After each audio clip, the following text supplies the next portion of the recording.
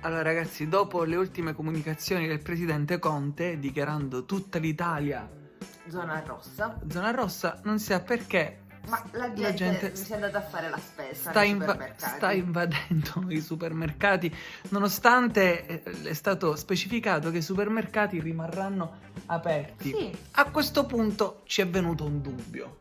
Non facciamo che la gente ha capito che il suo coronavirus sviluppa appetito. La fame, appetito Cioè, e fame. Non è che se vi prendete il se dovesse arrivare a prendere il coronavirus vi viene un appetito.